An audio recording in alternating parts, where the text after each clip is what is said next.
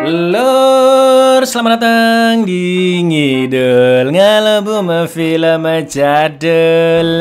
Sehat walafiat, gemah ripah lo Cinawi kabeh ya lur ya. Balik mana ambil aku Icang dengan Goods hari ini. Aku itu ibarat upil bagimu. Awalnya diperjuangkan, begitu dapat dihempaskan gitu saja.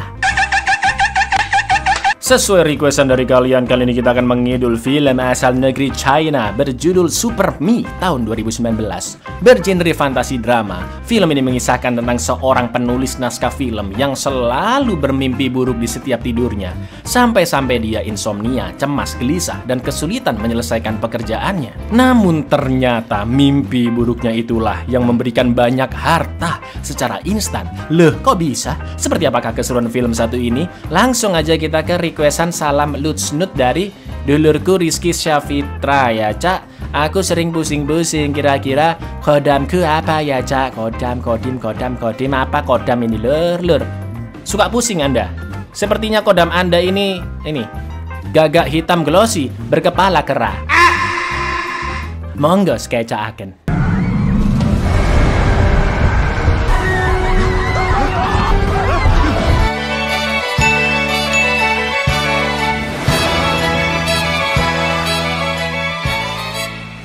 Sang Yu adalah seorang penulis naskah film yang suka menyendiri, tidak punya teman, dan kedua ortunya juga telah meninggal. Sudah setengah tahun terakhir, Sang Yu mengalami insomnia parah dan merasa depresi karena setiap tidur dia selalu bermimpi buruk dan pasti berakhir dengan tewas di dalam mimpi. Lalu pada suatu hari ketika sedang naik kereta bawah tanah, terlihat dinding jalur rel yang mengeluarkan percikan api. Setelah itu muncul sosok tinggi besar bernama Scar yang berjalan menyusuri kereta. Semua penumpang pun panik dan berusaha kabur menjauhi sosok tersebut. Namun anehnya Sang Yu tidak bisa melepas pegangannya. Sampai akhirnya Scar memukul ubin kereta hingga bolong, lalu membenturkan endas Sang Yu ke rel kereta. Dan inilah aku Super. 父母双亡，没有朋友，都是老天在考验我。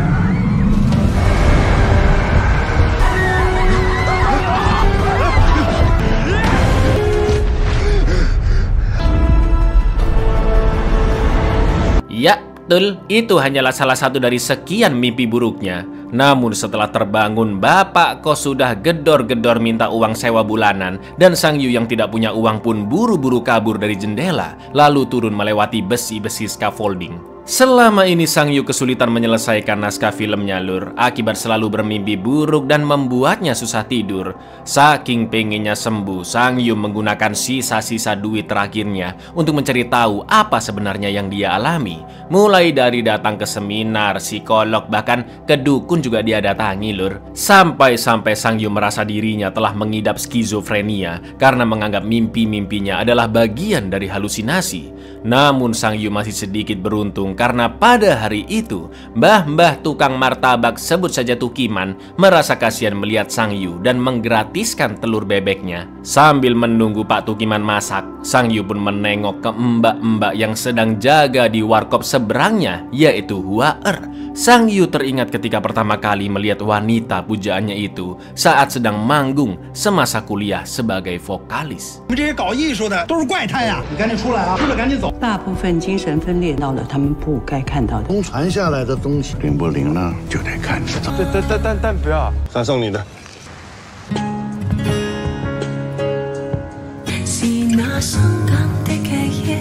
Akan tetapi baru aja mau sarapan, tiba-tiba Sang Yu dihampiri oleh manajernya Sen yang menagih naskah filmnya karena belum juga selesai.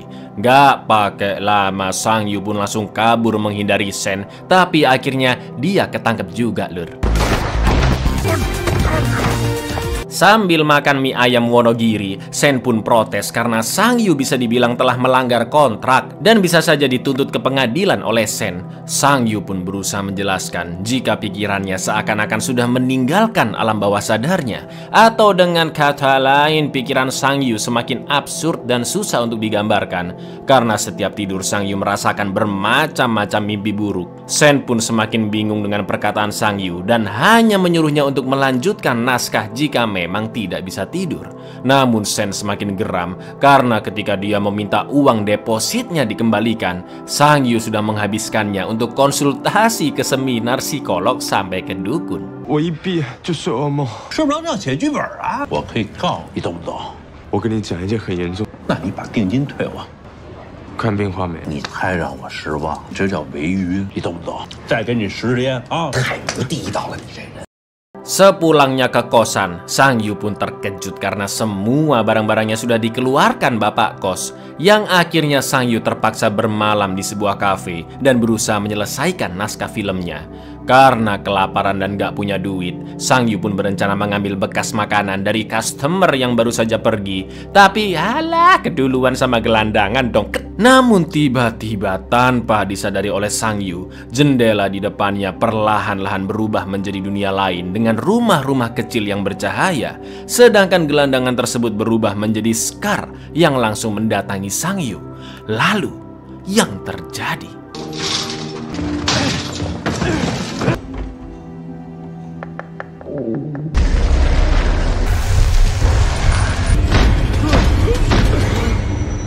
Ternyata Sang Yu ketiduran dan lagi-lagi mengalami mimpi buruk. Dilalahnya begitu terbangun, laptop Sang Yu sudah dicolong sama orang. Hanya tersisa casannya saja lur. Udah diusir dari kos, alat buat nyari duitnya hilang pula, miris memang ya. Sang Yu pun putus asa, gelap mata dan sudah berdiri di pinggir atap gedung untuk bundir.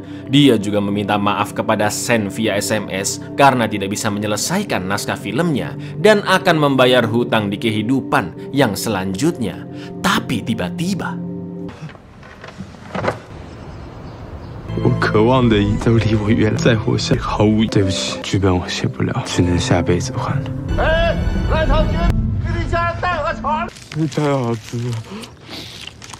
Sebelum Sang Yu terjun ke bawah, Pak Tukiman menawarkan martabak gratis. Dan alhamdulillahnya Sang Yu yang kelaparan lebih milih makan martabak ketimbang mengakhiri hidupnya. Pak Tukiman pun memberikan petuahnya, jika cepat atau lambat setiap masalah yang terjadi di dalam hidup pasti bisa dilalui. Sambil mengunyah makanannya, Sang Yu menjelaskan tentang mimpi buruknya dan selalu berakhir dengan koit. Sampai-sampai Sang Yu tidak bisa membedakan mana kenyataan, mana dunia mimpi. Pak Tukiman pun memberi saran kepada Sang Yu, ya udah bro, bangun aja lah sebelum kamu tewas di mimpi. Sadarkan dirimu dengan mengatakan, aku bermimpi. Sama seperti Sang Yu yang tadi berencana bundir, dan Pak Tukiman menyadarkannya dengan menawarkan martabak yang mengingatkan jika masih banyak hal menyenangkan di hidup Sang Yu. 谁都会遇上点事儿，没有过不去的坎儿。人就好了，要死一遍，谁受得了啊？你要相信，你就说再做嘛就行了。行啊，经常把死瓜做完，还不是都一样？ Setelah itu Sang Yu pun memperhatikan Mbak Huaer yang sedang beres-beres di warkopnya. Malam itu Sang Yu terpaksa menjual HP-nya di tukang loak demi beli makanan. Itu pun masih belum cukup lur. Tadinya Sang Yu akan mencuri di Alfamart cabang Cina, tapi dia mengurungkan niatnya dan hanya membeli sedikit cemilan. Lalu ketika sedang makan, tiba-tiba Sang Yu didatangi oleh Huaer yang kebetulan lewat dan mengajaknya makan bersama karena merasa kasihan dengan Sang Yu. Namun ternyata ya, Sang Yu ketiduran dan itu hanyalah mimpi. Wujud Huaer berubah menjadi Scar yang mencekiknya, juga menusukkan sebuah pedang ke dada Sang Yu. Di lain sisi, mbak-mbak kasir Alfamart langsung menelpon ambulans karena dia tidak bisa melihat makhluk goib tersebut dan hanya ada Sang Yu yang kejang-kejang bahkan sampai terbang lur. Lalu yang terjadi?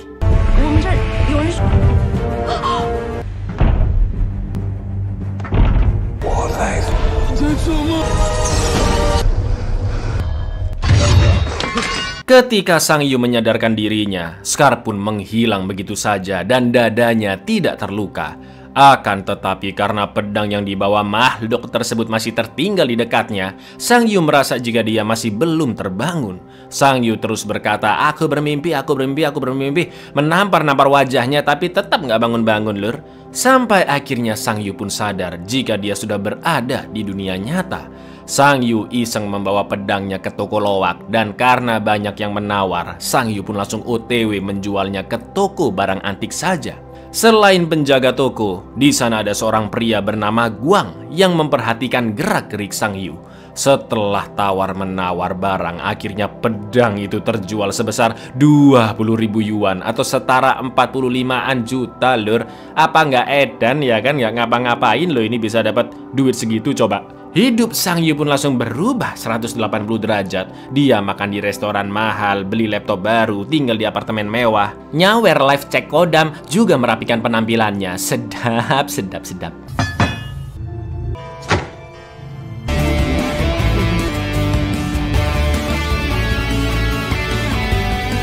Malam harinya sebelum terlelap, Sang Yu pun minum obat tidur terlebih dahulu. Setelah rebahan beberapa saat, Sang Yu akhirnya tertidur dan tiba-tiba terdengar suara langkah kaki Scar dari kejauhan, juga lampu kamar yang berkedip-kedip. Sang Yu pun keluar kamar untuk memastikan, namun tidak menemukan siapa-siapa di sana. Yang akhirnya Sang Yu hanya mengambil seonggok vas mahal dan mengatakan aku bermimpi untuk kembali tersadar. Akan tetapi mimpinya tidak kunjung berakhir. Lalu kembali terdengar suara langkah kaki Scar di dekatnya. Dan 我在做梦，我做梦呢。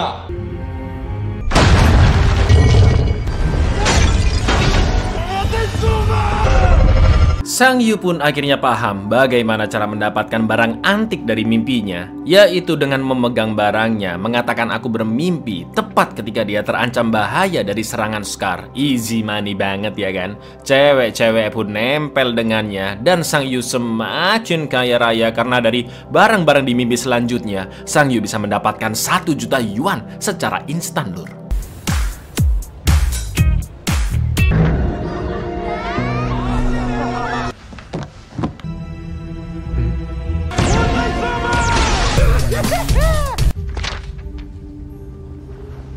Sampai pada suatu siang, Sang Yu bertemu dengan mantan manajernya yaitu Sen, yang sangat terkejut melihat penampilan Sang Yu karena berubah total. Sen bingung bagaimana Sang Yu yang auranya benar-benar maghrib dan sudah mengirim pesan bundirnya bisa berpenampilan lebih cerah dan kelihatan tajir.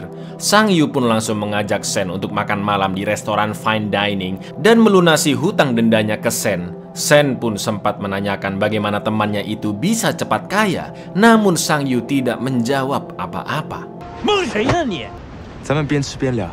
你要是发达了，给哥指条明路。 对不住啊，山哥，我以后不写剧本，这2万补偿山哥的。 Karena merasa sudah sukses, Sang Yu pun pergi menemui Hua Er di warkopnya dan mesen cappuccino cincau. Meski Sang Yu jatuh hati kepada Hua Er sejak pertama kali melihatnya, namun Hua Er tidak mengingat sama sekali wajah Sang Yu. Sang Yu baru tahu ternyata warkop itu sedang dijual oleh Hua Er sebesar 1,5 juta yuan atau kira-kira 3 eman rupiah karena sudah sepi pembeli. Malam itu Sang Yu pun minum-minum jahe susu bareng Sen sambil menceritakan niatannya untuk PDKT dengan Hua Er. Mendengar itu Sen hanya mengatakan, ya elah bro ente sudah super tajir, gampang lah bikin Hua Er kelepek-kelepek katanya lur. Selesai nongki-nongki, Sen pun mengantar Sang Yu ke apartemennya yang sudah ketiduran akibat kobam. Karena penasaran dari mana kekayaan temannya itu berasal, Sen pun iseng memeriksa apartemen tersebut. Sampai akhirnya Sen begitu terkejut melihat Sang Yu yang tiba-tiba terbangun dengan banyak perhiasan muncul di tangannya.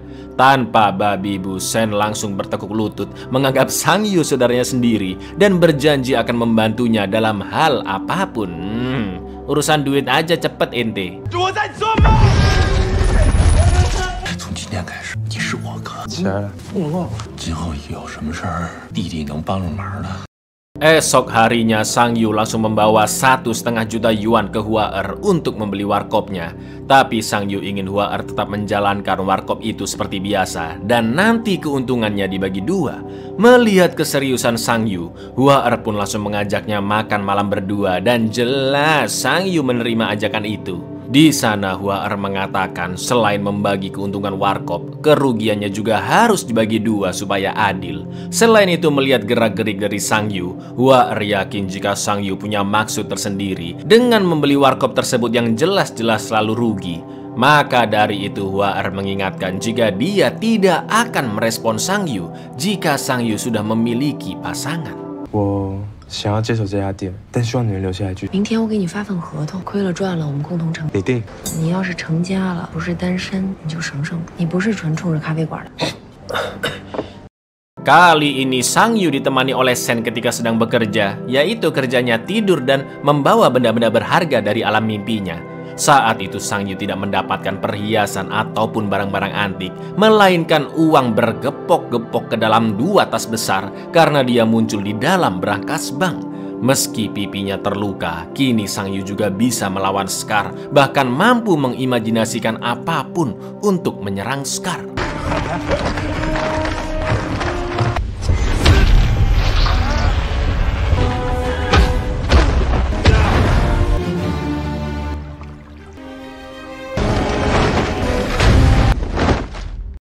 Besoknya Hua Er pun sangat sibuk karena warkopnya jadi super rame sampai kehabisan tempat duduk lur. Karena sebenarnya secara diam-diam Sang Yu sudah menyuruh Sen untuk membagikan uang gratis di dekat sana agar orang-orang beli kopi ke warkopnya Hua Er. Sang Yu juga meninggalkan sekantong uang untuk Pak Tukiman si tukang martabak yang telah membantunya sadar ketika akan bundir karena putus asa. Lalu di malam harinya saat warkop sudah tutup, Sang Yu pulang bareng Hua Er dan mereka pun ngobrol ngalor ngidul. Melihat Sang Yu yang tajir melintir dan bisa seharian berada di warkopnya, Hua Er pun penasaran apa pekerjaannya. Sang Yu hanya berkata jika pekerjaannya berhubungan dengan mimpi, mencari dan mendapatkan. Lucunya hanya dengan 3 kata tersebut, Hua Er bisa menebak jika Sang Yu adalah seorang penulis naskah dan mereka berdua pun terlihat semakin dekat lur. 不好意思，我们这儿没位置。没事，我带走。事儿你我这发钱呢，你没看着你们呢啊？你今天不用上班啊，很空的。我一般都晚上上班，做梦寻找得到。你是一个编剧。 Agar bisa mengantar Hua Er pulang naik mobil Sprott, di mimpi selanjutnya Sang Yu pun mengambil barang sesuai keinginannya, yaitu seonggok mobil Maserati. Sangat di luar Nurul ya, tiba-tiba muncul mobil di dalam apartemen. Gimana coba nuruninya itu? Kemampuan Sang Yu di dalam mimpi juga semakin kuat lur, karena sekarang dia bisa memunculkan benda apapun di tangannya untuk menyerang Scar.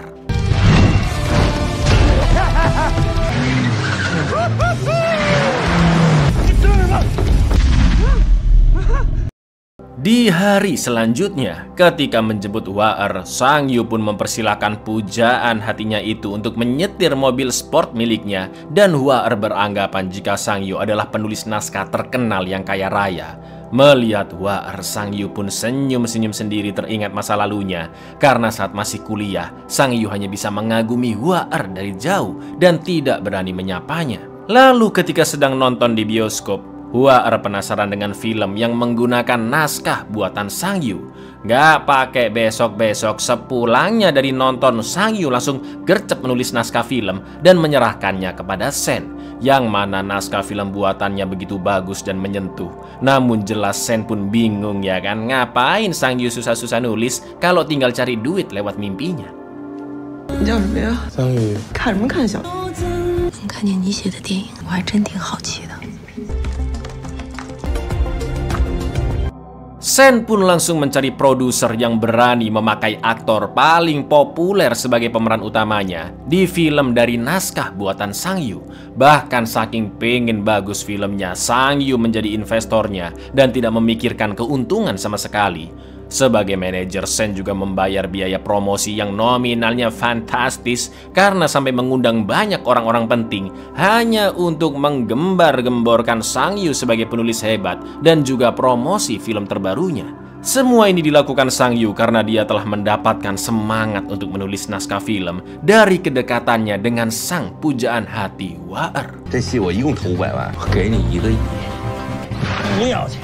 男女1号都得用5岁作诗，7岁出口成章，中国最有潜力的新晋编剧。我一直都写不好剧本，可是现在我有了新的方。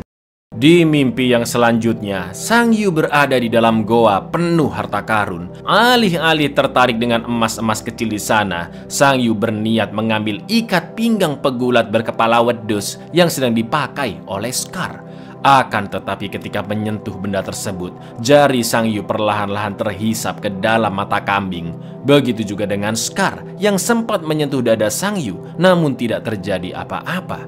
Setelah itu Sang Yu pun langsung merampas ikat pinggang tersebut. Dan karena sudah terlalu tajir, Sang Yu pun memilih untuk mengoleksinya saja.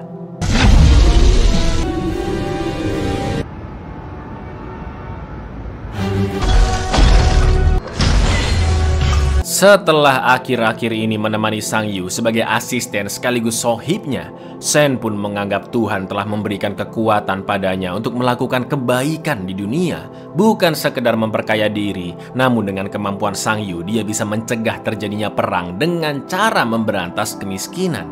Sen berpendapat bahwa Sang Yu dapat membangun sebuah menara yang jauh-jauh lebih besar dari gedung terbesar di dunia, yaitu Burj Khalifa. Lalu mengundang semua orang yang membutuhkan di seluruh dunia dan memberi mereka makan, tempat tinggal, hiburan, bahkan pendidikan, semuanya secara gratis, lur. 我们应该建一个桑榆，些吃不上饭的无家可，只有消灭贫穷，才能消灭战争。行，我这就办去！太牛了，我的桑榆哥，在里边吃住娱乐教育通通免费，而且每个国家还都得建一个，从明年。 Ketika Sang Yu sedang berada di apartemen Hua-er, tiba-tiba ada seonggok pedang entah dari mana yang terlempar menusuk dada Sang Yu, tepat di titik di mana Scar menyentuh sebelumnya, dan anehnya muncul luka seperti habis dicakar, bukan luka tusuk, lur. Setelah itu Sang Yu pun langsung pergi dari sana meninggalkan Hua-er, dan serangan tersebut membuat Sang Yu was-was juga takut jika semua yang dia ambil dari dunia mimpi memiliki resiko yang setimpal. Malam itu Sang Yu tidur sendirian tanpa ditemani Sen, dan di alam mimpinya Sang Yu menaiki lift di gedung yang sangat tinggi, lalu bertemu sosok pria yang sangat familiar, yaitu dirinya sendiri. Dengan penampilannya yang masih lusuh, namun terdapat luka-luka dari serangan Scar di alam mimpi. Sampai akhirnya Sang Yu lusuh itu perlahan-lahan mulai hancur dan terbawa angin. 拿那么多东西会被遭报应。你又没拿别人的东西。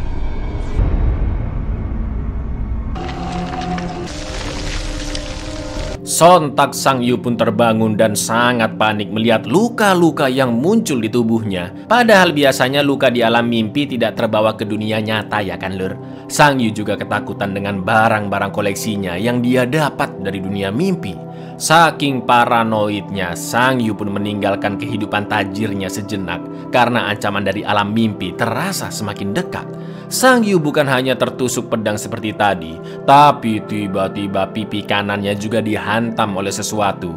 Namun ketika sedang berjalan sendirian, Sang Yu pun diculik oleh sekelompok orang tak dikenal.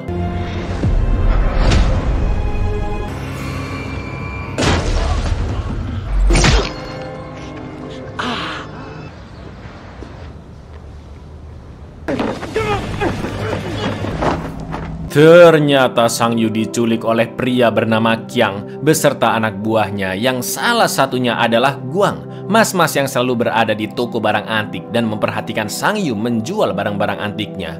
Sudah pasti motif mereka meminta uang tebusan, dan dengan gampangnya Sang Yu setuju memberikan 10 juta dolar. Akan tetapi setelah kroco-kroconya Qiang mengambil uang tersebut di Sen, mereka pun langsung menyandra Sen ke apartemen Sang Yu. Setelah itu Qiang mengecek HP Sang Yu dan melihat chatnya dengan Hua-er. Qiang pun sangat terkejut dan penasaran dengan pekerjaan Sang Yu setelah melihat saldo rekeningnya yang mencapai 300 juta yen, dan kalau dirupiahin jumlahnya sekitar 670-an M rupiah, lur. Qiang merasa dia seharusnya meminta uang tebusan lebih besar, dan dengan santainya Sang Yu rela menyerahkan semua harta benda yang dia miliki karena Sang Yu merasa umurnya tidak lama lagi akibat luka yang dia dapat dari dunia mimpi mulai muncul di dunia nyata. 给你1000万，票子放。没钱，你别回头，您把钱拿。您说呢？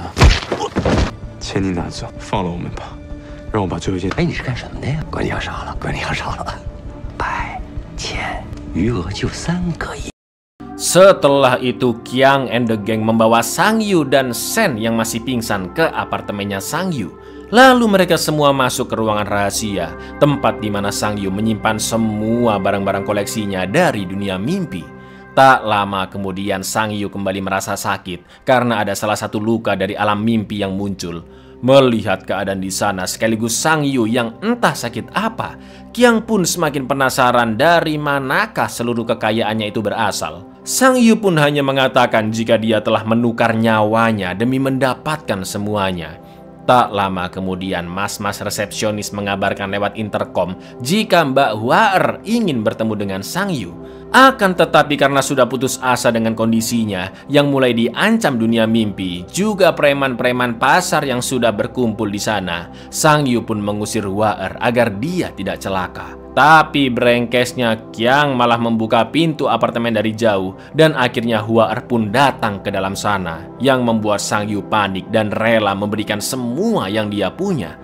Sepertinya setelah mengetahui kekayaan Sang Yu yang sebenarnya, motif Qiang melakukan itu semua bukan hanya untuk memerasnya, tapi juga ingin mengetahui bagaimana cara mendapatkan seluruh harta tersebut. 你这些东西都是怎么来的？拿命换的。别动！ 动我捏死你！我求你放了他，你要怎样都行。还有东西，你知道他是干什么的吗？著名编剧。 Setelah itu Guang pun mengingatkan Qiang jika tujuan awal mereka yaitu hanya mendapatkan uang tebusan dari Sang Yu tanpa melukai siapapun lur. Qiang yang merasa terganggu dengan Guang pun langsung menendangnya lalu meninju wajahnya berkali-kali hingga pingsan. Tak lama kemudian Hua-er dan Shen yang sudah sadar pun berusaha menyerang komplotan Qiang. Begitu pula dengan Guang yang masih hidup dan akan membantu Sang Yu. Namun yang terjadi,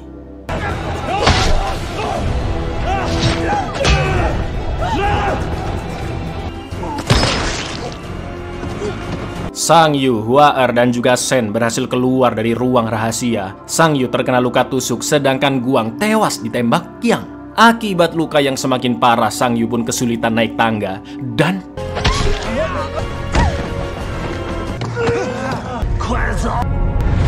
Shen pun akhirnya meninggal karena endasnya dihantam berkali-kali. Kroco-kroco Qiang pun terus mengejar Sang Yu dan dia menggunakan sisa-sisa kesadarannya untuk menusuk salah satu anak buah Qiang yang sedang mencekik Hua-er.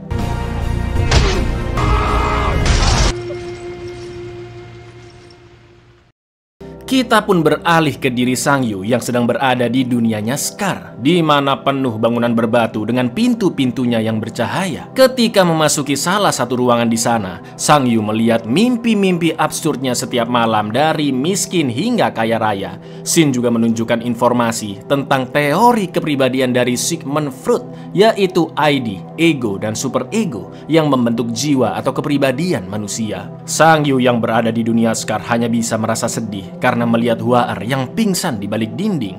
Lalu tiba-tiba Sang Yu pun berubah menjadi Scar dan berusaha menghancurkan tembok tersebut.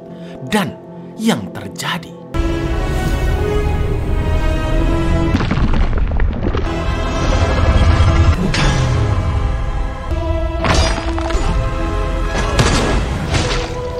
Qiang pun langsung tewas terbunuh, namun naasnya dia sempat menembak membabi buta dan beberapa pelurunya mengenai Hua-er. Setelah itu Scar pun memburu satu persatu kroco yang tersisa dengan shotgunnya. Barulah dia menodong ke arah Sang Yu. Sampai akhirnya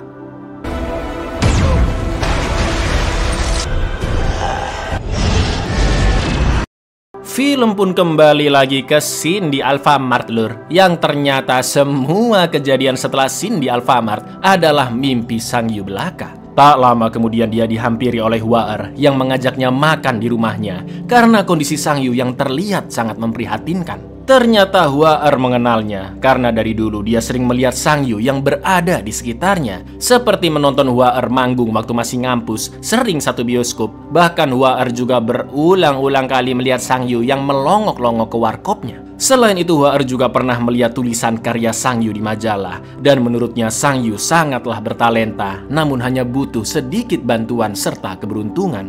Maka dari itu Hua-er meminta Sang Yu tetap lanjut menulis, juga menawarkannya bekerja sambilan di warkop miliknya. Dan sontak Sang Yu pun menangis mendengarnya. 你以后就来我店里，我在一个杂志上英语的人写的小说，只不过。